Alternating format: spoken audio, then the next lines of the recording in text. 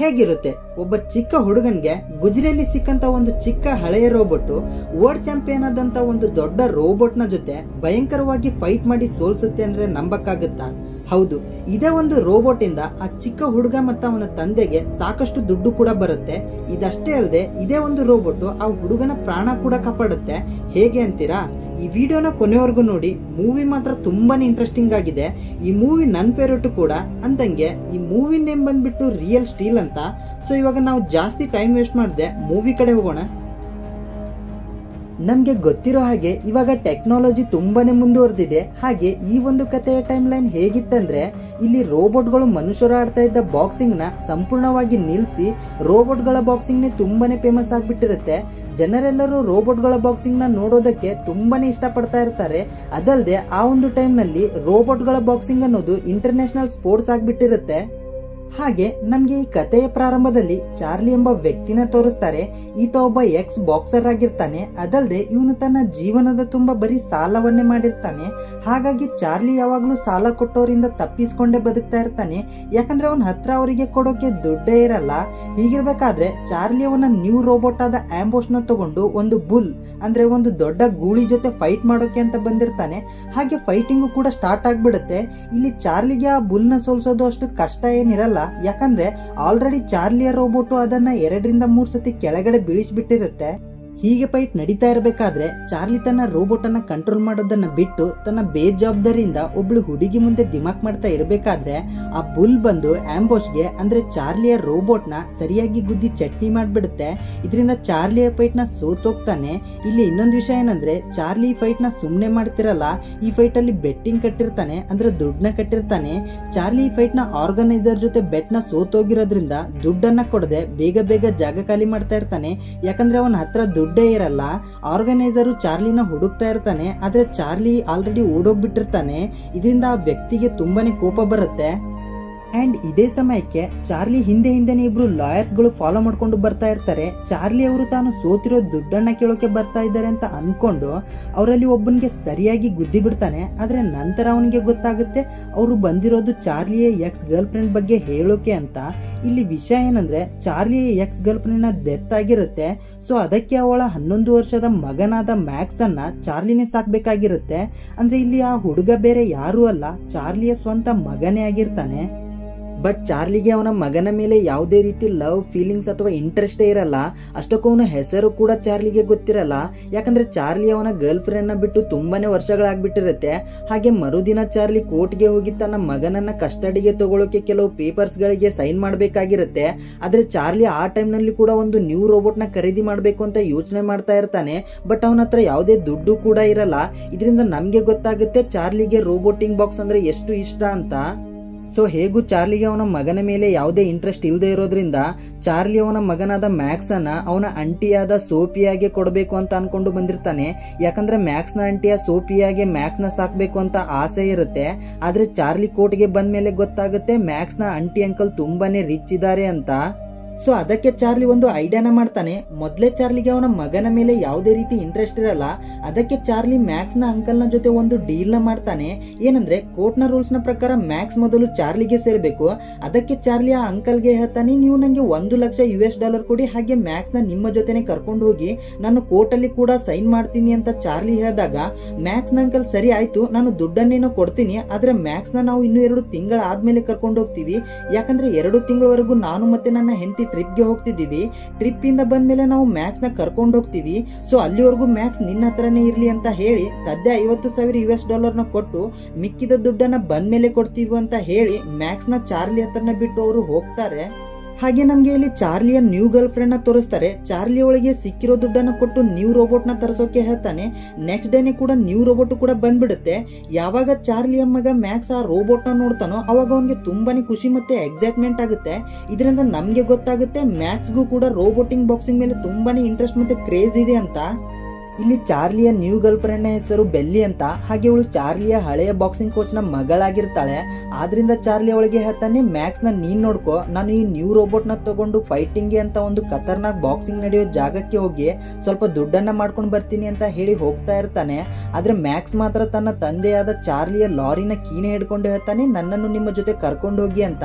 ಅದಕ್ಕೆ ಚಾರ್ಲಿ ಹೇಳ್ತಾನೆ, ಇಲ್ಲ ಇಲ್ಲ ನೀನ್ ಬರಕ್ಕಾಗಲ್ಲ, ಯಾಕಂದ್ರೆ ಆ ಜಾಗ ತುಂಬಾನೇ ಡೇಂಜರಸ್ ಆಗಿದೆ, ಮಕ್ಕಳೆಲ್ಲ ಅಲ್ಲಿ ಬರೋ ಆಗಿಲ್ಲ ಅಂತ ಹೇಳ್ತಾನೆ. ಆದ್ರೆ ಮ್ಯಾಕ್ಸ್ ಎಲ್ಲಿ ಕೇಳಬೇಕು ಹೇಳಿ. ಹೌದಾ ಸರಿ ಆಯ್ತು ಅಂತ ಮ್ಯಾಕ್ಸ್ ಲಾರಿಯ ಕೀನೆ ಹಿಡ್ಕೊಂಡು ಗಟರ್ ನಲ್ಲಿ ಹಾಕ್ತೀನಿ ಅಂತ ಭಯ ಪಡಿಸಿದಾಗ ಚಾರ್ಲಿಗೆ ಬೇರೆ ದಾರಿ ಇಲ್ದೆ ಸರಿ ಆಯ್ತು ಬಾ ಅಂತ ಹೇಳ್ತಾನೆ. ನಂತರ ಇವರಿಬ್ಬರು ಎಂತ ಜಾಗಕ್ಕೆ ಬರ್ತಾರೆ ಅಂದ್ರೆ ಅಲ್ಲಿ ರೋಬೋಟಿಂಗ್ ಬಾಕ್ಸಿಂಗ್ ಎಲ್ಲ ಇಲ್ಲಿಗಲ್ ಆಗಿ ನಡೀತಾ ಇರುತ್ತೆ. ಚಾರ್ಲಿನೂ ಕೂಡ ಅವನ ನ್ಯೂ ರೋಬೋಟ್ ಆದ ನಾಯ್ಸಿ ಬಾಯ್ಸ್ ನ ತಗೊಂಡು ಅಲ್ಲಿ ಬರ್ತಾನೆ. ಈ ನಾಯ್ಸಿ ಬಾಯ್ ರೋಬೋಟ್ ಸಾಧಾರಣವಾದ ರೋಬೋಟ್ ಅಲ್ಲ, ಆಲ್ರೆಡಿ ವರ್ಲ್ಡ್ ರೆಕಾರ್ಡಿಂಗ್ ಚಾಂಪಿಯನ್ಶಿಪ್ ಒಳಗೂ ಕೂಡ ಫೈಟ್ ಮಾಡಿರುತ್ತೆ. ಆದ್ರಿಂದ ಚಾರ್ಲಿ ಇಲ್ಲಿ ಒಂದು ದೊಡ್ಡ ಫೈಟ್ ಮಾಡೋಕೆ ಅಂತಾನೆ ಬಂದಿರ್ತಾನೆ. ಅಂದ್ರೆ ಅಲ್ಲಿರುವಂತ one of the best and strongest robot ನ ಜೊತೆ ಫೈಟ್ ಮಾಡೋಕೆ ಅಂತ ರೆಡಿ ಆಗಿರ್ತಾನೆ. ಮ್ಯಾಕ್ಸ್ ಆ ದೊಡ್ಡ ರೋಬೋಟ್ ನ ಜೊತೆ ಫೈಟ್ ಮಾಡೋದು ಬೇಡ ಅಂತ ಹೇಳ್ತಾನೆ. ಆದ್ರೆ ಚಾರ್ಲಿ ಮಾತ್ರ ಅವನ ಮಾತನ್ನೇ ಕೇಳೋದಿಲ್ಲ. ಫೈಟ್ ಏನೋ ಸ್ಟಾರ್ಟ್ ಆಗ್ಬಿಡುತ್ತೆ. ಸ್ಟಾರ್ಟಿಂಗ್ ಅಲ್ಲಿ ಚಾರ್ಲಿಯ ರೋಬೋಟ್ ಅಪೋಸಿಟ್ ರೋಬೋಟ್ ನ ಚೆನ್ನಾಗಿ ಹೊಡೆದು ಒಳ್ಳೆ ಫೈಟ್ ನೇ ಕೊಡ್ತಾ ಇರುತ್ತೆ. ಆದ್ರೆ ಮತ್ತೆ ಈ ಸಾರಿನೂ ಕೂಡ ಚಾರ್ಲಿ ತನ್ನ ಬೇಜವಾಬ್ದಾರಿ ಮತ್ತೆ ಓವರ್ ಕಾನ್ಫಿಡೆಂಟ್ ಇಂದ ಆ ಫೈಟ್ ನ ಸೋತೋಗ್ಬಿಡ್ತಾನೆ. ಚಾರ್ಲಿಯ ರೋಬೋಟ್ ಕೈ ಮತ್ತೆ ಫೇಸು ಕಿತ್ತೋಗಿ ಪೂರ್ತಿ ಹಾಳಾಗೋಗ್ಬಿಡುತ್ತೆ. ಇದರಿಂದ ಚಾರ್ಲಿಗೆ ತುಂಬಾನೇ ಬೇಜಾರಾಗುತ್ತೆ. ಅಲ್ಲಿಂದ ಖಾಲಿ ಕೈಯಲ್ಲೇ ಹೋಗ್ಬೇಕಾಗಿರುತ್ತೆ. ಅಂದ್ರೆ ಇವಾಗ ಚಾರ್ಲಿ ಪೂರ್ತಿ ಜೀರೋ ಆಗ್ಬಿಟ್ಟಿರ್ತಾನೆ, ಯಾಕಂದ್ರೆ ಇದ್ದಂತ ಲಾಸ್ಟ್ ರೋಬೋಟ್ ಕೂಡ ಅವನು ಕಳ್ಕೊಂಡ್ಬಿಟ್ಟಿರ್ತಾನೆ. ಆದ್ರಿಂದ ಚಾರ್ಲಿ ಯೋಚನೆ ಮಾಡ್ತಾನೆ, ಹೇಗಾದ್ರೂ ಮಾಡಿ ವಾಪಸ್ಸು ಈ ರೋಬೋಟ್ ನ ರೆಡಿ ಮಾಡಬೇಕು ಅಂತ ಅನ್ಕೊಂಡು ಯಾರಿಗೂ ಗೊತ್ತಾಗದೆ ಅಲ್ಲೇ ಸಮೀಪ ಇರುವ ಒಂದು ಸ್ಕ್ರಾಪ್ ಯಾರ್ಡ್ಗೆ ಹೋಗ್ತಾನೆ. ಅಂದ್ರೆ ಹಾಳಾದಂತ ರೋಬೋಟ್ ಗಳ ಪಾರ್ಟ್ಸ್ ಗಳನ್ನ ಇಲ್ಲಿ ಗುಜರಿಗೆ ಹಾಕಿರ್ತಾರೆ. ಅದಕ್ಕೆ ಚಾರ್ಲಿನು ತನ್ನ ರೋಬೋಟ್ ಗೆ ಯೂಸ್ ಆಗುವಂತ ಪಾರ್ಟ್ಸ್ ಗಳೇನಾದ್ರೂ ಇಲ್ಲಿ ಸಿಗ್ತಾವ ಅಂತ ಹುಡುಕ್ತಾ ಇರ್ತಾನೆ. ಹೀಗಿರ್ಬೇಕಾದ್ರೆ ತುಂಬಾನೇ ಮಳೆ ಬರ್ತಾ ಇರುತ್ತೆ. ಮ್ಯಾಕ್ಸ್ನು ಕೆಲವು ಪಾರ್ಟ್ಸ್ ಗಳನ್ನ ಹುಡುಕ್ತಾ ಸ್ವಲ್ಪ ಮುಂದೆ ಹೋಗ್ತಾ ಇರ್ಬೇಕಾದ್ರೆ ಒಂದು ಆಳವಾದ ಜಾಗದ ತುದಿಲಿ ಮ್ಯಾಕ್ಸ್ ನಿಂತ್ಕೊಂಡಿರ್ತಾನೆ. ಆಗ ಚಾರ್ಲಿ ಹೇಳ್ತಾನೆ, ಹುಷಾರು ಮ್ಯಾಕ್ಸ್ ಅಂತ ಹೇಳ್ತಾ ಇರ್ಬೇಕಾದ್ರೆ ಮಣ್ಣು ಕುಸಿದು ಮ್ಯಾಕ್ಸ್ ಒಂದು ಆಳವಾದ ಜಾಗದಲ್ಲಿ ಬಿದ್ದೋಗ್ಬಿಡ್ತಾನೆ. ಮಳೆ ಬರ್ತಾ ಇರೋದ್ರಿಂದ ಮ್ಯಾಕ್ಸ್ ಜಾರ್ಕೊಂಡು ತುಂಬಾನೇ ಕೆಳಗಡೆ ಹೋಗ್ತಾ ಇರ್ತಾನೆ. ಇನ್ನೇನು ಮ್ಯಾಕ್ಸ್ ಪೂರ್ತಿ ಕೆಳಗಡೆ ಬೀಳ್ಬೇಕು ಅನ್ನೋವಾಗ ಯಾವ್ದೋ ಗುಜರಿಗೆ ಹಾಕಿದ ರೋಬೋಟ್ ನ ಕೈಗೆ ಅವನ ಶರ್ಟ್ ಸಿಕ್ಕಾಕೊಂಡ್ಬಿಟ್ಟು ಮ್ಯಾಕ್ಸ್ ನ ಜೀವ ಉಳಿಯುತ್ತೆ. ನಂತರ ಚಾರ್ಲಿ ಬಂದು ಮ್ಯಾಕ್ಸ್ ನ ಹೇಳ್ಕೊಂಡು ಕಾಪಾಡ್ತಾನೆ. ಇಲ್ಲಿ ಮ್ಯಾಕ್ಸ್ ಸ್ವಲ್ಪ ಅಬ್ಸರ್ವ್ ಮಾಡಿ ನೋಡಿದಾಗ ಗೊತ್ತಾಗುತ್ತೆ ಅಲ್ಲಿರೋದು ಕೇವಲ ರೋಬೋಟ್ ನ ಕೈ ಅಷ್ಟೇ ಅಲ್ಲ, ಒಂದು ಸಂಪೂರ್ಣ ರೋಬೋಟ್ ನ ಇದೆ ಅಂತ. ಮ್ಯಾಕ್ಸ್ ಅನ್ಕೋತಾನೆ, ನನ್ನ ಜೀವ ಉಳಿಸಿರೋದು ಇದೇ ರೋಬೋಟ್ ಆಗಿರೋದ್ರಿಂದ ಈ ರೋಬೋಟ್ ನ ನನ್ನ ಜೊತೆನೆ ತಗೊಂಡು ಹೋಗ್ಬೇಕು ಅಂತ ಹೇಳ್ತಾನೆ. ಆದ್ರೆ ಚಾರ್ಲಿ ಬೇಡ, ಮಳೆ ಬರ್ತಾ ಇದೆ, ಹಾಗೆ ಇದೊಂದು ವೇಸ್ಟ್ ರೋಬೋಟ್ ಇದೆ, ಏನಕ್ಕೆ ಯೂಸ್ ಆಗಲ್ಲ ಅಂತ ಹೇಳಿ ಅವನು ಅಲ್ಲಿಂದ ಹೋಗ್ಬಿಡ್ತಾನೆ. ಆದ್ರೆ ಮ್ಯಾಕ್ಸ್ ಮಾತ್ರ ರಾತ್ರಿ ಇಡೀ ಆ ರೋಬೋಟ್ ನ ಮಣ್ಣಿನಿಂದ ಹೊರತೆಗೆದು ನಂತರ ಆ ರೋಬೋಟ್ ನ ತಗೊಂಡು ಬೆಲ್ಲಿ ಹತ್ರ ಬರ್ತಾರೆ. ಬೆಲ್ಲಿ ಹಾಳಾಗಿರೋ ನಾಯ್ಸಿ ಬಾಯ್ಸ್ ನ ರೋಬೋಟ್ ನ ನೋಡಿ ಚಾರ್ಲಿಗೆ ಬೈತಾಳೆ. ಹಾಗೆ ಮ್ಯಾಕ್ಸ್ ತಂದಂತ ರೋಬೋಟ್ ನ ಸ್ವಲ್ಪ ರಿಪೇರಿ ಮಾಡಿದಾಗ ಆ ಹಳೆಯ ರೋಬೋಟ್ ಇನ್ನು ವರ್ಕ್ ಆಗ್ತಾ ಇರುತ್ತೆ. ಇದನ್ನ ನೋಡಿದ್ಮೇಲೆ ಗೊತ್ತಾಗುತ್ತೆ ಇದರ ಶಾಡೋ ಫಂಕ್ಷನ್ ಫ್ಯೂಚರ್ ಇನ್ನೂ ವರ್ಕ್ ಆಗ್ತಾ ಇದೆ ಅಂತ. ಇದರ ಅರ್ಥ ಇದನ್ನ ಸ್ವಲ್ಪ ರಿಪೇರಿ ಮಾಡಿದ್ರೆ ಸಾಕು ಈ ರೋಬೋಟ್ ಪೂರ್ತಿಯಾಗಿ ರಿಪೇರಿ ಆಗುತ್ತೆ ಅಂತ. ಹಾಗೆ ಮ್ಯಾಕ್ಸ್ ಗೆ ಆ ರೋಬೋಟ್ ನ ಹೆಸರು ಕಾಣಿಸುತ್ತೆ. ರೋಬೋಟ್ ನ ಹೆಸರು ಬಂದ್ಬಿಟ್ಟು ಆಟಮ್ ಅಂತ ಇರುತ್ತೆ. ಮ್ಯಾಕ್ಸ್ ಅವನ ಡ್ಯಾಡಿಗೆ ಹೇಳ್ತಾನೆ, ಯಾಕೆ ನಾವು ಇದನ್ನ ರಿಪೇರಿ ಮಾಡಿದ್ಮೇಲೆ ಇದನ್ನ ಕೆಲವೊಂದು ಫೈಟ್ ಆಡ್ಸೋಕೆ ಅಂತ ತಗೊಂಡು ಹೋಗ್ಬಾರ್ದು ಅಂತ ಕೇಳಿದಾಗ ಚಾರ್ಲಿಗೆ ಹೋಗೋಕೆ ಇಷ್ಟ ಇಲ್ಲದೆ ಇದ್ರು ಬೇರೆ ಆಪ್ಷನ್ ಇಲ್ಲದೆ ಸರಿ ಆಯ್ತು ಹೋಗೋಣ ಅಂತ ಹೇಳ್ತಾನೆ. ಆಕ್ಚುಲಿ ಚಾರ್ಲಿ ಅನ್ಕೊಂಡಿರ್ತಾನೆ ಈ ರೋಬೋಟ್ ನ ವಾಪಸ್ ಗುಜರಿಗೆ ಹಾಕಿ ಸ್ವಲ್ಪ ಹಣ ಪಡಿಬೇಕು ಅಂತ. ಆದ್ರೆ ಅವನಿಗೆ ಏನು ಮಾಡಕ್ಕಾಗಲ್ಲ, ಯಾಕಂದ್ರೆ ಈ ರೋಬೋಟ್ ನ ತಗೊಂಡ್ ಬಂದಿರೋದು ಮ್ಯಾಕ್ಸ್ ಆಗಿರ್ತಾನೆ. ಸೊ ಅದಕ್ಕೆ ಅವನಿಗೆ ಏನು ಮಾಡಕ್ಕಾಗಲ್ಲ. ಇಲ್ಲಿ ಇನ್ನೊಂದು ವಿಷಯ ಏನಂದ್ರೆ ಈ ಆಟಮ್ ರೋಬೋಟ್ ಅಲ್ಲಿ ಒಂದು ಪ್ಲಸ್ ಪಾಯಿಂಟ್ ಏನಂದ್ರೆ ಇದು ಎಲ್ಲವನ್ನೂ ಕೂಡ ತನ್ನ ಮೆಮೊರಿಲಿ ಸ್ಟೋರ್ ಮಾಡ್ಕೋತಾ ಇರುತ್ತೆ. ಮತ್ತೆ ಅದರ ಲೀಡರ್ ನ ಆಕ್ಷನ್ ಗಳನ್ನ ಸೇಮ್ ಟು ಸೇಮ್ ಕಾಪಿನೂ ಕೂಡ ಮಾಡ್ತಾ ಇರುತ್ತೆ.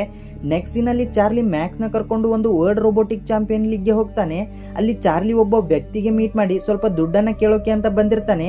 ಯಾಕಂದ್ರೆ ಚಾರ್ಲಿಗೆ ಇವಾಗ ದುಡ್ಡಿನ ಅವಶ್ಯಕತೆ ತುಂಬಾನೇ ಇರುತ್ತೆ. ಆದ್ರೆ ಚಾರ್ಲಿಗೆ ಅಲ್ಲಿ ದುಡ್ಡೇ ಸಿಗಲ್ಲ. ಈ ಕಡೆ ಮ್ಯಾಕ್ಸ್ ಒಂದು ಪವರ್ಫುಲ್ ಆದಂತ ರೋಬೋಟ್ ನ ನೋಡ್ತಾನೆ. ಆ ರೋಬೋಟ್ ನ ಹೆಸರು ಬಂದ್ಬಿಟ್ಟು ಜ್ಯೂಸ್ ಅಂತ. ಇದು ಸಾಮಾನ್ಯ ಆದ ರೋಬೋಟ್ ಇರಲ್ಲ, ವರ್ಲ್ಡ್ ಚಾಂಪಿಯನ್ ಆದಂತ ರೋಬೋಟ್ ಆಗಿರುತ್ತೆ. ಇಲ್ಲಿವರೆಗೂ ಈ ರೋಬೋಟ್ ಒನ್ ಫೈಟ್ ಕೂಡ ಸೋತಿರಲ್ಲ. ಅದಲ್ಲದೆ ಈ ರೋಬೋಟ್ ನ ಜಗತ್ತಿನ ಅತ್ಯಂತ ಶ್ರೇಷ್ಠ ಇಂಜಿನಿಯರ್ಸ್ ರೆಡಿ ಮಾಡಿರ್ತಾರೆ.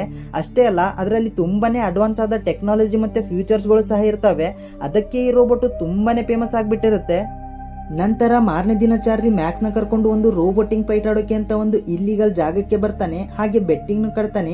ಇಲ್ಲಿ ಚಾರ್ಲಿ ನಾನೇ ಆಟಮ್ ನ ಕಂಟ್ರೋಲ್ ಮಾಡ್ತೀನಿ ಅಂತ ಕೇಳಿದಾಗ ಮ್ಯಾಕ್ಸ್ ಬೇಡ ನಾನೇ ಮಾಡ್ತೀನಿ ಅಂತ ಹೇಳ್ತಾನೆ. ಇವಾಗ ಫಸ್ಟ್ ರೌಂಡ್ ಏನೋ ಸ್ಟಾರ್ಟ್ ಆಗ್ಬಿಡುತ್ತೆ. ರೌಂಡ್ ಸ್ಟಾರ್ಟ್ ಆಗ್ತಾ ಇದ್ದಂಗೆ ಅಪೋಸಿಟ್ ರೋಬೋಟ್ ಬಂದು ಆಟಮ್ ನ ಕಾಲ್ ಮೇಲೆ ಕಾಲಿಟ್ಟು ಅದನ್ನ ಹೊಡೆಯೋಕೆ ಅಂತ ಸ್ಟಾರ್ಟ್ ಮಾಡಿದ್ದು ರೌಂಡ್ ಎಂಡ್ ಆಗೋವರೆಗೂ ಹೀಗೆ ಹೊಡಿತಾನೆ ಇರುತ್ತೆ. ಆಟಮ್ಗೆ ವಾಪಸ್ಸು ಕೂಡ ಹೊಡೆಯೋಕೆ ಆಗ್ತಾ ಇರಲ್ಲ.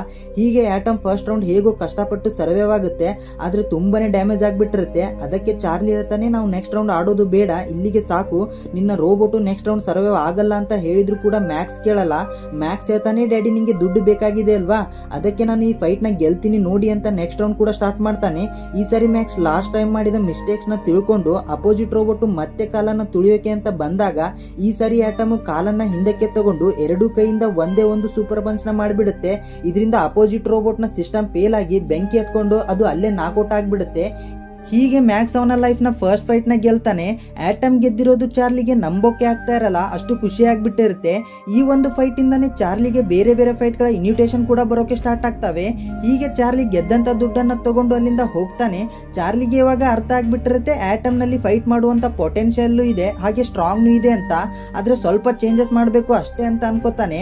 ಹಾಗೆ ಮ್ಯಾಕ್ಸ್ ಹಳೆಯ ರೋಬೋಟ್ ಗೆ ಇದ್ದಂತ ವಾಯ್ಸ್ ರೆಕಾಗ್ನೇಷನ್ ಮಷಿನ್ ನ ತೆಗೆದು ಆಟಮ್ ನಲ್ಲಿ ಫಿಟ್ ಮಾಡ್ತಾನೆ. ಯಾಕಂದ್ರೆ ಆಟಮ್ ನಾವ್ ಏನೇ ಹೇಳಿದ್ರು ಕೇಳಿ ಹಾಗೆ ಅರ್ಥ ಮಾಡ್ಕೊಳ್ಳಿ, ಮತ್ತೆ ನಾವು ಏನೇ ಮಾಡಿದ್ರು ಸಹ ಅದನ್ನು ಕಾಪಿ ಮಾಡ್ಲಿ ಅಂತ ಆಟಮ್ನು ಕೂಡ ಮ್ಯಾಕ್ಸ್ ಹೇಗೆ ಮಾಡ್ತಾನೆ ಅದೇ ತರ ಸೇಮ್ ಟು ಸೇಮ್ ಮಾಡ್ತಾ ಇರುತ್ತೆ. ಹೀಗೆ ಮ್ಯಾಕ್ಸ್ ಅದರ ಜೊತೆ ಸ್ವಲ್ಪ ಆಟ ಆಡ್ತಾನೆ, ಹಾಗೆ ಒಂದು ಡ್ಯಾನ್ಸ್ ಅನ್ನು ಕೂಡ ಅದಕ್ಕೆ ಕಲಿಸ್ತಾನೆ. ಈ ಕಡೆ ಚಾರ್ಲಿನೂ ಕೂಡ ಆಟಮ್ಗೆ ಬಾಕ್ಸಿಂಗ್ ನ ಹೇಳಿಕೊಡ್ತಾನೆ. ಯಾಕಂದ್ರೆ ಚಾರ್ಲಿ ಒಬ್ಬ ಎಕ್ಸ್ ಬಾಕ್ಸರ್ ಆಗಿರ್ತಾನೆ. ಇದಾದ ನಂತರ ಬರುತ್ತೆ ನೋಡಿ ಒಂದಾದ ಮೇಲೆ ಒಂದು ಹೊಸ ಹೊಸ ಫೈಟ್ಸ್ ಗಳ ಇನ್ವಿಟೇಷನ್ಸ್. ಯಾವುದೇ ಫೈಟ್ಸ್ ಗೆ ಎಂಟ್ರಿ ಕೊಡೋಕು ಮುಂಚೆ ಮ್ಯಾಕ್ಸ್ ಮತ್ತೆ ಆಟಮ್ ಸೇರಿ ಒಂದು ಡ್ಯಾನ್ಸ್ ಅನ್ನ ಮಾಡ್ತಾ ಇರ್ತಾರೆ. ಇವರಿಬ್ಬರ ಕೂಲ್ ಡ್ಯಾನ್ಸಿಂಗ್ ಜನರಿಗೆ ತುಂಬಾನೇ ಇಷ್ಟ ಆಗ್ತಾ ಇರುತ್ತೆ.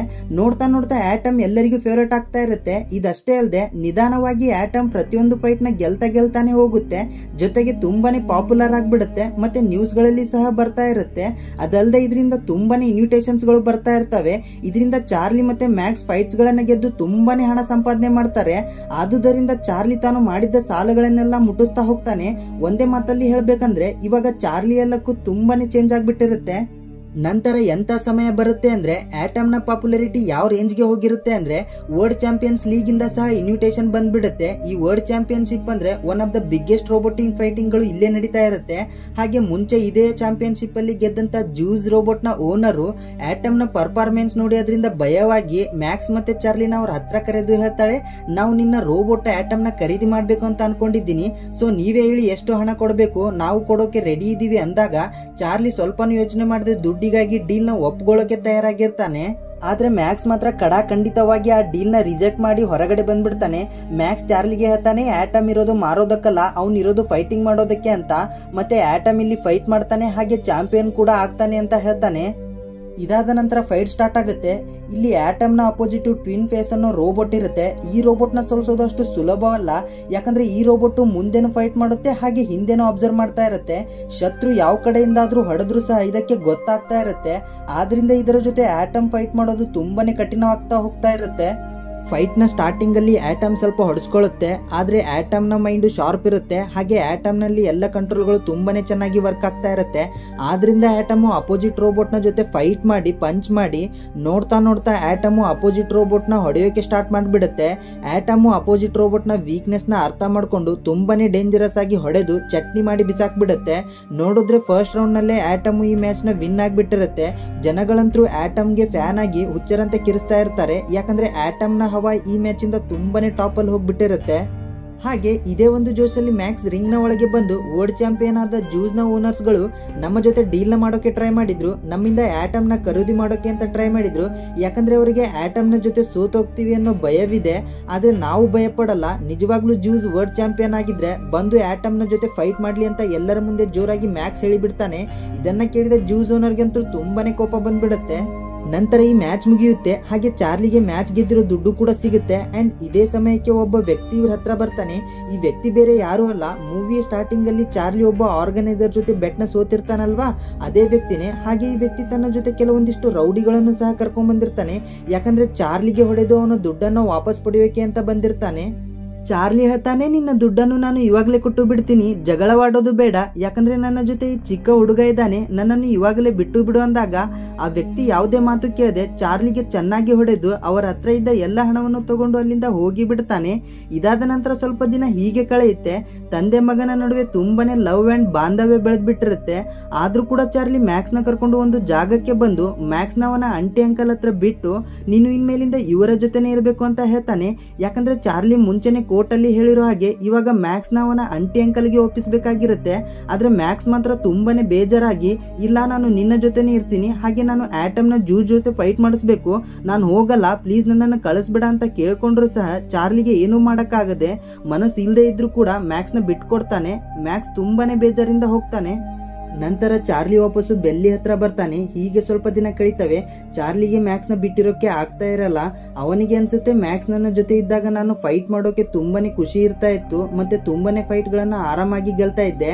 ಆದ್ರೆ ಇವಾಗ ಮ್ಯಾಕ್ಸ್ ಇಲ್ಲದೆ ಇರೋದ್ರಿಂದ ನಂಗೆ ಏನು ಇಂಟ್ರೆಸ್ಟೇ ಬರ್ತಾ ಇಲ್ಲ, ನಾನು ಅವನ್ನ ತುಂಬಾನೇ ಮಿಸ್ ಮಾಡ್ಕೋತಿದ್ದೀನಿ ಅಂತ ಬೆಲ್ಲಿಗೆ ಹೇಳ್ತಾನೆ. ಆಗ ಬೆಲ್ಲಿ ಹೇಳ್ತಾಳೆ, ಮ್ಯಾಕ್ಸ್ ನಿನ್ನ ಮಗ ಇದ್ದಾನೆ, ಹೋಗುವವನ್ನ ಕರ್ಕೊಂಡ್ ಬಾ ಅಂತ ಹೇಳ್ತಾಳೆ. ಸರಿ ಅಂತ ಚಾರ್ಲಿನು ಮ್ಯಾಕ್ಸ್ ಹತ್ರ ಬಂದು ನಾನು ನಿನ್ನ ಜೊತೆ ಆ ತರ ನಡ್ಕೋಬಾರ್ದಾಗಿತ್ತು ಅಂತ ಸಾರಿ ಕೇಳ್ತಾನೆ.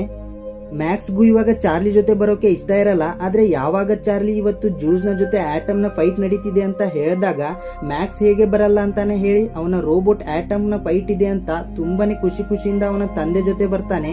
ನಂತರ ಇವರಿಬ್ರು ವರ್ಲ್ಡ್ ಚಾಂಪಿಯನ್ ಲೀಗ್ಗೆ ಬರ್ತಾರೆ. ಹಾಗೆ ಮ್ಯಾಚ್ನು ಕೂಡ ಸ್ಟಾರ್ಟ್ ಆಗ್ತಾ ಇರುತ್ತೆ. ಚಾರ್ಲಿ ಮತ್ತೆ ಮ್ಯಾಕ್ಸ್ ಜ್ಯೂಸ್ನ ಎಂಟ್ರಿ ನೋಡಿ ಭಯ ಪಡ್ತಾ ಇರ್ತಾರೆ. ಆದ್ರೆ ಯಾವುದೇ ಕಾರಣಕ್ಕೂ ಈ ಮ್ಯಾಚ್ ನ ಸೋಲ್ಬಾರ್ದು ಅಂತ ಅನ್ಕೊಂಡು ಮ್ಯಾಚ್ ಸ್ಟಾರ್ಟ್ ಮಾಡ್ತಾರೆ. ಈ ಮ್ಯಾಚ್ ಅಲ್ಲಿ ಟೋಟಲ್ ಆಗಿ 5 ರೌಂಡ್ ಇರುತ್ತೆ. ಮ್ಯಾಚ್ ಸ್ಟಾರ್ಟ್ ಆಗ್ತಾ ಇದ್ದಂಗೆ ಜ್ಯೂಸ್ ಆಟಮ್ ನ ಮುಖಕ್ಕೆ ಜೋರಾಗಿ ಒಂದು ಗುದ್ದು ಬಿಡುತ್ತೆ. ಆಟಮ್ ಅಲ್ಲೇ ಕೆಳಗಡೆ ಬಿದ್ದು ಬಿಡುತ್ತೆ. ಇದರಿಂದ ಎಲ್ಲರೂ ಅನ್ಕೋತಾರೆ ಜ್ಯೂಸ್ ನ ಗೆಲ್ಲುತ್ತೆ ಅಂತ. ಆದ್ರೆ ಆಟಮ್ ವಾಪಸ್ ಎದ್ದೇಳುತ್ತೆ. ಬಟ್ ಜ್ಯೂಸ್ ಅಂತ ದೊಡ್ಡ ರೋಬೋಟ್ ನ ಸೋಲ್ಸೋಕೆ ಆಟಮ್ ಕೈಗೆ ಆಗ್ತಾ ಇರಲ್ಲ. ಜ್ಯೂಸ್ ಆಟಮ್ಗೆ ಮತ್ತೆ ಪಂಚ್ ಹೊಡಿತಾನೆ ಇರುತ್ತೆ. ಇದರಿಂದ ಆಟಮ್ ಮತ್ತೆ ಕೆಳಗಡೆನೆ ಬಿದ್ದು ಬಿಡುತ್ತೆ. ಈ ಸಾರಿ ಆಟಮ್ ಯಾವುದೇ ಮೂವ್ಮೆಂಟ್ ಕೂಡ ಕೊಡ್ತಾ ಇರಲ್ಲ. ಇದರಿಂದ ಅಂಪೈರ್ ಕೌಂಟಿಂಗ್ ಕೂಡ ಸ್ಟಾರ್ಟ್ ಮಾಡ್ಬಿಡ್ತಾನೆ. ಆಗ ಮ್ಯಾಕ್ಸ್ ಜೋರಾಗಿ ಹೇಳ್ತಾನೆ, ಎದ್ದೇಳು ಆಟಮ್, ಈ ಫೈಟ್ ನ ನೀನು ಗೆಲ್ಲೇಬೇಕು ಅಂತ ಜೋರಾಗಿ ಕೂಗ್ದಾಗ ಆಟಮ್ ಕೇಳಿಸ್ಕೊಂಡು ವಾಪಸ್ ಎದ್ದೇಳುತ್ತೆ. ಈ ಸಾರಿ ಆಟಮ್ ಜ್ಯೂಸ್ಗೆ ಮಸ್ತಾಗಿ ಪಂಚ್ ಹೊಡೆಯೋಕೆ ಸ್ಟಾರ್ಟ್ ಮಾಡ್ಬಿಡುತ್ತೆ. ಇದನ್ನ ನೋಡಿದ ಜನರೆಲ್ಲರೂ ಗಾಬರಿ ಆಗ್ತಾರೆ. ಯಾಕಂದ್ರೆ ಇಲ್ಲಿವರೆಗೆ ಜ್ಯೂಸ್ ಯಾರು ಈ ತರ ಪಂಚನೆ ಮಾಡಿರಲ್ಲ. ಇದರಿಂದ ಜ್ಯೂಸ್ಗೆ ತುಂಬಾನೇ ಕೋಪ ಬಂದು ಆಟಮ್ಗೆ ಹಿಗ್ಗಾಮುಗ್ಗ ಹೊಡೆಯೋಕೆ ಸ್ಟಾರ್ಟ್ ಮಾಡ್ಬಿಡುತ್ತೆ. ಜ್ಯೂಸ್ ನ ಹೊಡೆತಕ್ಕೆ ಆಟಮ್ನ ಪಾರ್ಟ್ಸ್ ಡ್ಯಾಮೇಜ್ ಆಗ್ಬಿಡುತ್ತೆ. ಹಾಗೆ ಇದೇ ಸಮಯಕ್ಕೆ ಫಸ್ಟ್ ರೌಂಡ್ ಕೂಡ ಎಂಡ್ ಆಗ್ಬಿಡುತ್ತೆ. ಇವಾಗ ಚಾರ್ಲಿ ಮತ್ತೆ ಮ್ಯಾಕ್ಸ್ ಆಟಮ್ನ ಪಾರ್ಟ್ಸ್ ನ ರಿಪೇರಿ ಮಾಡ್ತಾರೆ. ಹಾಗೆ ಮತ್ತೆ ಸೆಕೆಂಡ್ ರೌಂಡ್ ಕೂಡ ಸ್ಟಾರ್ಟ್ ಆಗುತ್ತೆ. ಆಟಮ್ ಏನು ಜ್ಯೂಸ್ಗೆ ಹೊಡಿತಾ ಇರುತ್ತೆ. ಆದ್ರೆ ಜ್ಯೂಸ್ಗೆ ಆಟಮ್ನ ಪಂಚಿಂದ ಯಾವುದೇ ಎಫೆಕ್ಟ್ ಕೂಡ ಆಗ್ತಾ ಇರಲ್ಲ. ಹೀಗೆ ಸೆಕೆಂಡ್ ರೌಂಡ್ ಮುಗಿದು ಥರ್ಡ್ ರೌಂಡ್ ಸ್ಟಾರ್ಟ್ ಆಗುತ್ತೆ. ಥರ್ಡ್ ರೌಂಡ್ ಅಲ್ಲಿ ಕೂಡ ಹೀಗೆ ಫೈಟ್ ಕಂಟಿನ್ಯೂ ಆಗುತ್ತೆ. ಜ್ಯೂಸ್ ಆಟಮ್ಗೆ ತುಂಬಾನೇ ಸಾರಿ ಹೊಡೆದು ಬಿಸಾಕುತ್ತೆ. ಆದ್ರೆ ಆಟಮ್ ತುಂಬಾನೇ ಕಷ್ಟಪಟ್ಟು ಈ ರೌಂಡ್ ನ ಹೇಗೋ ಸರ್ವೇ ಮಾಡಿಬಿಡುತ್ತೆ. ಅದಲ್ಲದೆ ಆಟಮ್ ನ ತುಂಬಾನೇ ಪಾರ್ಟ್ಸ್ ಗಳು ಡ್ಯಾಮೇಜ್ ಕೂಡ ಆಗಿರುತ್ತೆ. ಆಲ್ರೆಡಿ ಜ್ಯೂಸ್ ಜೊತೆ ಥರ್ಡ್ ರೌಂಡ್ ನ ಆಟಮ್ ಸರ್ವೇ ಆಗಿರೋದ್ರಿಂದ ಜನರೆಲ್ಲರೂ ಆಟಮ್ ನ ತುಂಬಾನೇ ಅಪ್ರಿಶಿಯೇಟ್ ಮಾಡ್ತಾ ಇರ್ತಾರೆ. ನಂತರ ಫೋರ್ತ್ ರೌಂಡ್ ಕೂಡ ಸ್ಟಾರ್ಟ್ ಆಗುತ್ತೆ. ಮ್ಯಾಕ್ಸ್ ಮತ್ತೆ ಚಾರ್ಲಿ ಆಟಮ್ ನ ಕಂಟ್ರೋಲ್ ಮಾಡ್ತಾ ಇರ್ತಾರೆ. ಜ್ಯೂಸ್ ಆಟಮ್ ನ ಹಿಡ್ಕೊಂಡು ಒಂದು ಕಾರ್ನರ್ ಗೆ ತಗೊಂಡ್ ಬಂದು ಹೊಡೆಯೋಕೆ ಸ್ಟಾರ್ಟ್ ಮಾಡ್ಬಿಡುತ್ತೆ. ಜ್ಯೂಸ್ ಆಟಮ್ ಕಿಂತ ತುಂಬಾನೇ ಸ್ಟ್ರಾಂಗ್ ಇರೋದ್ರಿಂದ ಪಂಚ್ ಗಳನ್ನ ಮೇಲಿಂದ ಮೇಲೆ ಆಟಮ್ ಗೆ ಹೊಡಿತಾ ಇರುತ್ತೆ. ಜ್ಯೂಸ್ ಯಾವ ತರ ಹೊಡೆಯುತ್ತೆ ಅಂದ್ರೆ ಆಟಮ್ ನ ಸಿಸ್ಟಮ್ ಇಂದ ಹೊಗೆ ಬರೋಕೆ ಸ್ಟಾರ್ಟ್ ಆಗ್ಬಿಡುತ್ತೆ. ಇನ್ನೇನು ಜ್ಯೂಸ್ ಆಟಮ್ ನ ಪೂರ್ತಿಯಾಗಿ ಚಚ್ಚಿ ಬಿಸಾಕ್ಬೇಕು ಅನ್ನೋವಾಗ ಫೋರ್ತ್ ರೌಂಡ್ ಎಂಡ್ ಆಗ್ಬಿಡುತ್ತೆ. ಇನ್ನೇನು ಲಾಸ್ಟ್ 1 ರೌಂಡ್ ಬಾಕಿ ಉಳಿಯುತ್ತೆ. ಇವಾಗ ಆಟಮ್ನ ಪರಿಸ್ಥಿತಿ ಅಂತೂ ನೋಡಕ್ ಆಗ್ತಿರಲ್ಲ. ಯಾಕಂದ್ರೆ ಆಟಮ್ಗೆ ನಿಂತ್ಕೊಳ್ಳೋಕು ಕೂಡ ಆಗ್ತಾ ಇರಲ್ಲ. ತುಂಬಾನೇ ಡ್ಯಾಮೇಜ್ ಆಗ್ಬಿಟ್ಟಿರುತ್ತೆ. ಫೈಟ್ ಮಾಡೋ ಸ್ಥಿತಿಯಲ್ಲಂತೂ ಇರೋದೇ ಇಲ್ಲ. ಮ್ಯಾಕ್ಸ್ ಡ್ಯಾಮೇಜ್ ಆಗಿರೋದನ್ನ ಅಲ್ಪ ಸ್ವಲ್ಪ ರಿಪೇರಿ ಮಾಡ್ತಾನೆ. ಆದ್ರೆ ಇವಾಗ ಇನ್ನೊಂದು ಪ್ರಾಬ್ಲಮ್ ಆಗ್ಬಿಡುತ್ತೆ. ಏನಂದ್ರೆ ಆಟಮ್ನ ವಾಯ್ಸ್ ರೆಕಾಗ್ನೈಸೇಷನ್ ಸಿಸ್ಟಮ್ ಪೂರ್ತಿಯಾಗಿ ಹಾಳಾಗ್ಬಿಡುತ್ತೆ. ಇವ್ರು ಹೇಳೋ ಯಾವುದೇ ಕಮಾಂಡ್ ನ ಆಟಮ್ ಕೇಳಿಸ್ಕೊಳ್ತಿರಲ್ಲ, ಅಲ್ಲದೆ ಫಾಲೋನು ಕೂಡ ಮಾಡ್ತಾ ಇರಲ್ಲ. ಹಿಂಗೆ ಆದ್ರೆ ಆಟಮ್ ಫೈಟ್ ಮಾಡಕ್ಕಾಗಲ್ಲ ಅಂತ ಯೋಚನೆ ಮಾಡ್ತಿರ್ಬೇಕಾದ್ರೆ ಮ್ಯಾಕ್ಸ್ ಹೇಳ್ತಾನೆ, ಡ್ಯಾಡಿ ನೀವು ಒಬ್ರು ಎಕ್ಸ್ ಬಾಕ್ಸರ್ ಆಗಿದ್ದೀರಿ, ಹಾಗೆ ಆಟಮ್ ನ ಶಾಡೋ ಫಂಕ್ಷನ್ ಮೋಡ್ ನ ಆನ್ ಮಾಡಿ ಜ್ಯೂಸ್ ಜೊತೆ ಫೈಟ್ ಮಾಡಿ, ನಮ್ಗಿರೋದೇ ಇದು ಒಂದೇ ಆಪ್ಷನ್ ಅಂತ ಹೇಳಿದಾಗ ಚಾರ್ಲಿನೂ ಕೂಡ ಬೇರೆ ಏನು ಮಾಡಕ್ಕಾಗದೆ ಸರಿ ಅಂತ ಹೇಳ್ತಾನೆ. ಫ್ರೆಂಡ್ಸ್, ಇಲ್ಲಿ ಶಾಡೋ ಫಂಕ್ಷನ್ ಮೋಡ್ ಅಂದ್ರೆ ಚಾರ್ಲಿ ಯಾವ ತರ ಆಕ್ಷನ್ ನ ಮಾಡ್ತಾನೆ ಆಟಮ್ ನು ಕೂಡ ಸೇಮ್ ಟು ಸೇಮ್ ಕಾಪಿ ಮಾಡೋದಾಗಿರುತ್ತೆ. ಇವಾಗ ಫೈನಲ್ ರೌಂಡ್ ಕೂಡ ಸ್ಟಾರ್ಟ್ ಆಗ್ಬಿಡುತ್ತೆ. ಈ ಮೂವಿಯ one of the best scene ಅಂತಾನೆ ಹೇಳ್ಬೋದು. ಜ್ಯೂಸ್ ಅಂಡ್ ಆಟಮ್ ಫೈಟ್ ಮಾಡೋಕೆ ಸ್ಟಾರ್ಟ್ ಮಾಡ್ತಾರೆ. ಈ ಕಡೆ ರಿಂಗ್ ನ ಹೊರಗೆ ಚಾರ್ಲಿ ಬಾಕ್ಸಿಂಗ್ ಆಕ್ಷನ್ ನ ಮಾಡ್ತಾ ಇರ್ತಾನೆ. ಅದನ್ನ ಆಟಮ್ ರಿಂಗ್ ನ ಒಳಗಡೆ ಕಾಪಿ ಮಾಡ್ತಾ ಇರುತ್ತೆ. ಚಾರ್ಲಿಗೆ ಗೊತ್ತಿರುತ್ತೆ ಜ್ಯೂಸ್ ನ ಒಳಗಡೆ ಇನ್ನೂ ತುಂಬಾನೇ ಫ್ಯೂಲ್ ಅಂಡ್ ಎನರ್ಜಿ ಇದೆ ಅಂತ. ಒಂದು ಸರಿ ಆ ಫ್ಯೂಲ್ ಅಂಡ್ ಎನರ್ಜಿ ಖಾಲಿ ಆಗ್ಲಿ, ಅವಾಗ ಅದನ್ನ ಸೋಲಿಸಬಹುದು ಅಂತ ಅನ್ಕೋತಾನೆ. ಯಾಕಂದ್ರೆ ಜ್ಯೂಸ್ ನ ಪಾರ್ಟ್ಸ್ ತುಂಬಾನೇ ಸ್ಟ್ರಾಂಗ್ ಇರುತ್ತೆ. ಸೊ ಅದಕ್ಕೆ ಆಟಮ್ ನ ಫ್ಯೂಲ್ ಅಂಡ್ ಎನರ್ಜಿ ಖಾಲಿ ಆಗೋವರೆಗೂ ತುಂಬಾನೇ ಹೊಡೆಸ್ಕೊಳ್ಳುತ್ತೆ. ಜ್ಯೂಸ್ ಕೂಡ ಸಿಕ್ಕಿದ್ದ ಚಾನ್ಸ್ ಅಂತ ಸಿಕ್ಕಾಪಟ್ಟೆ ಪಂಚ್ ನ ಹೊಡೆಯುತ್ತೆ. ನೋಡೋ ಜನರಿಗೆ ಅನ್ಸುತ್ತೆ ಇವಾಗ ಆಟಮ್ ನ ಕತೆ ಮುಗಿತು ಅಂತ. ಆ ಕಡೆ ಮ್ಯಾಕ್ಸ್ ಕೂಡ ಚಾರ್ಲಿಗೆ ಸುಮ್ನೆ ಯಾಕಿದ್ದೀರಾ, ವಾಪಸ್ ಹೊಡೀರಿ ಅಂದಾಗ Charlie wait for the moment ಅಂತ ಹೇಳ್ತಾನೆ. ಯಾವಾಗ ಜ್ಯೂಸ್ ನ ಎನರ್ಜಿ ಮತ್ತೆ ಫ್ಯೂಲ್ ಪೂರ್ತಿಯಾಗಿ ಡೌನ್ ಆಗುತ್ತೋ ಅವಾಗ ಚಾರ್ಲಿ ಆಟಮ್ಗೆ ಫೈಟ್ ನೋ ಅಂತ ಹೇಳ್ತಾನೆ. ಆಟಮ್ ಜ್ಯೂಸ್ಗೆ ಒಂದಾದ ಮೇಲೆ ಒಂದು ಮಸ್ತ್ ಪಂಚ್ ಹೊಡೋಕೆ ಸ್ಟಾರ್ಟ್ ಮಾಡಿಬಿಡುತ್ತೆ. ಈ ಸೀನ್ ಅಂತೂ ನೋಡೋಕೆ ಮಸ್ತ್ ಆಗಿತ್ತು. ಜನರೆಲ್ಲರೂ ಆಟಮ್ ನ ಪಂಚ್ ನ ನೋಡಿ ಆಟಮ್ ಆಟಮ್ ಅಂತ ಕೂಗೋಕೆ ಸ್ಟಾರ್ಟ್ ಮಾಡ್ತಾರೆ. ಈ ಕಡೆ ಜ್ಯೂಸ್ ನ ಓನರು ಎಷ್ಟೇ ಟ್ರೈ ಮಾಡಿದ್ರು ಸಹ ಆಟಮ್ಗೆ ಹೊಡೆಯೋಕೆ ಆಗ್ತಿರಲ್ಲ. ಆಟಮ್ ಮಾತ್ರ ತುಂಬಾನೇ ಡೇಂಜರಸ್ ಆಗಿ ಫೈಟ್ ಮಾಡ್ತಾ ಇರುತ್ತೆ. ಫೈನಲ್ ಆಗಿ ಒಂದು ಡೇಂಜರಸ್ ಆಗಿ ಪಂಚ್ ಅನ್ನ ಆಟಮ್ ಜ್ಯೂಸ್ಗೆ ಹೊಡೆದು ಅದನ್ನ ನೆಲ ಸಮಾಧಿ ಮಾಡಿಬಿಡುತ್ತೆ. ಅಂಡ್ ಇದೇ ಟೈಮ್ಗೆ ಫಿಫ್ತ್ ರೌಂಡ್ ನ ಟೈಮ್ ಅಪ್ ಕೂಡ ಆಗ್ಬಿಡುತ್ತೆ. ಹಾಗೆ ಇವಾಗ ಮ್ಯಾಚ್ ನ ವಿನ್ನರ್ ಯಾರಂತ ಅನೌನ್ಸ್ಮೆಂಟ್ ಮಾಡ್ತಾರೆ. ರೆಫ್ರಿ ಹೇಳ್ತಾನೆ ಪಾಯಿಂಟ್ಸ್ ಮತ್ತೆ ಡ್ಯಾಮೇಜ್ ನ ನೋಡಿದ್ರೆ ಜ್ಯೂಸ್ ಪಾಯಿಂಟ್ ಅಲ್ಲಿ ಸ್ವಲ್ಪ ಜಾಸ್ತಿ ಇದೆ, ಆದ್ರಿಂದ ಈ ಮ್ಯಾಚ್ ನ ವಿನ್ನರ್ ಜ್ಯೂಸ್ ಅಂತ ಅನೌನ್ಸ್ ಮಾಡ್ತಾರೆ. ಇಲ್ಲಿ ಆಟಮ್ ಸೋತೋಗ್ಬಿಡುತ್ತೆ. ಆದ್ರೆ ಅದೇನೋ ಹೇಳ್ತಾರಲ್ಲ, ಸೋತು ಗೆದ್ದವನೇ ಇತಿಹಾಸನ ಬರೆಯೋಕಾಗೋದು ಅಂತ. ಯಾಕಂದ್ರೆ ಆಟಮ್ ಏನೋ ಮ್ಯಾಚ್ ನ ಸೋತಿರ್ಬೋದು, ಆದ್ರೆ ಜನಗಳ ಪ್ರಕಾರ ಈ ಮ್ಯಾಚ್ ನ ನಿಜವಾದ ವಿನ್ನರು ಆಟಮ್ನೇ ಆಗಿರುತ್ತೆ. ಇದರಿಂದ ಚಾರ್ಲಿ ಮತ್ತೆ ಮ್ಯಾಕ್ಸ್ ತುಂಬಾನೇ ಖುಷಿ ಆಗ್ತಾರೆ. ಹಾಗೆ ಚಾರ್ಲಿ ಇವಾಗ ಮ್ಯಾಕ್ಸ್ ನ ತುಂಬಾನೇ ಇಷ್ಟಪಡ್ತಾ ಇರ್ತಾನೆ. ಸೊ ಇಲ್ಲಿಗೆ ಈ ಮೂವಿ ಎಂಡ್ ಆಗುತ್ತೆ. ಈ ಮೂವಿಯಿಂದ ನಾವು ಕಲಿಬೇಕಾಗಿರೋದೇನಂದ್ರೆ, ನಾವು ನಮ್ಮ ಜೀವನದಲ್ಲಿ ನಿಜವಾಗ್ಲೂ ಏನಾದ್ರೂ ಸಾಧನೆ ಮಾಡ್ಬೇಕಂದ್ರೆ ನಮ್ಮ ಹೈಟು, ವೇಟು, ಕಲರು, ನಾವ್ ಎಲ್ಲಿಂದ ಬಂದಿದ್ದೀವಿ ಮತ್ತೆ ನಮ್ಮ ಊರ್ ಯಾವ್ದು, ಇದ್ಯಾವುದು ಮ್ಯಾಟರ್ ಆಗಲ್ಲ. ನಮ್ಮಲ್ಲಿ ಗೆಲ್ಲೋ ಕಿಚ್ಚು ಮತ್ತೆ ಛಲ ಇದ್ರೆ ಲೈಫ್ ಅಲ್ಲಿ ಯಾವುದೇ ಸಾಧನೆ ಮಾಡ್ಬೋದು ಅಂತ ಹೇಳ್ತಾ, ಫ್ರೆಂಡ್ಸ್ ಈ ಮೂವಿ ಹೇಗಿತ್ತಂತ ಕಮೆಂಟ್ ಮಾಡಿ. ಹಾಗೆ ಇಷ್ಟ ಆದ್ರೆ ಲೈಕ್ ಮಾಡಿ, ಶೇರ್, ಸಬ್ಸ್ಕ್ರೈಬ್ ಮಾಡಿ ಅಂತ ಹೇಳ್ತಾ ಮತ್ತೆ ನೆಕ್ಸ್ಟ್ ವಿಡಿಯೋನಲ್ಲಿ ಸಿಗೋಣ. ಅಲ್ಲಿವರೆಗೂ ಸ್ಟೇ ಟ್ಯೂನ್. ಟಾಟಾ, ಬೈ ಬಾಯ್.